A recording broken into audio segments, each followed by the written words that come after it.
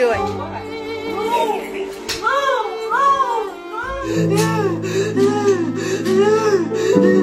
16 মাসের সন্তানটা যখন তালা দেওয়া ঘরে ক্ষুধার জ্বালায় একা একা চিৎকার করছে, তখন অন্যদিকে তার মা হোটেলের বন্ধ রুমে বয়ফ্রেন্ডের সঙ্গে আনন্দে সুখে চিৎকার করছে।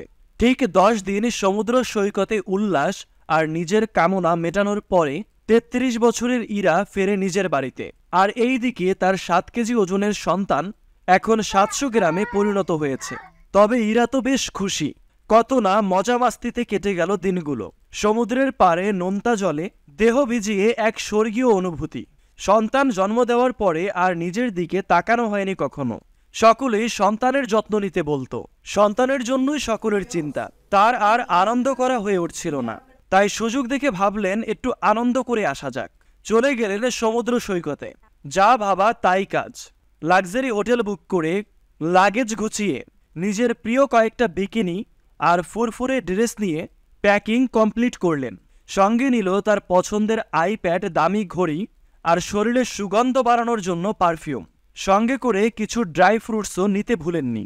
বেরোনোর 5 মিনিট আগে সবকিছু যেন আরও একবার চেক করলো। সে কোনো কিছু ভুলে যায়নি তো? না, সে কিছুই ভোলেননি।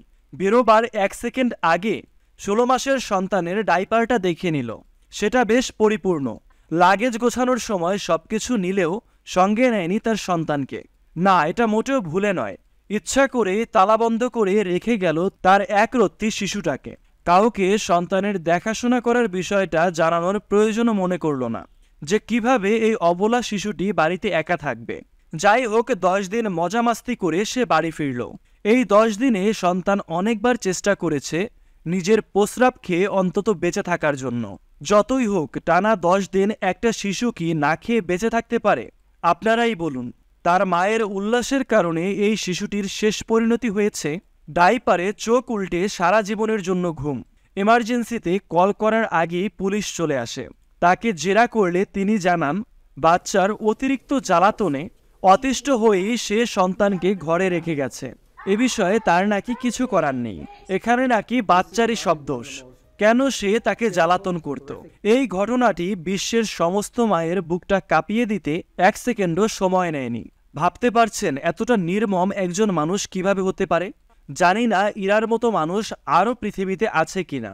তবে এই বাচ্চার মৃত্যুর আগের ঘটনাগুলো কল্পনা করলেই দম বন্ধ হয়ে আসছে। কতটা নিষ্ঠুর একটা মায়ের মন হতে পারলে এমনটা করতে পারে। বিষয়টি নিয়ে আপনাদের কোনো মতামত থাকলে কমেন্টে লিখে জানাতে পারেন।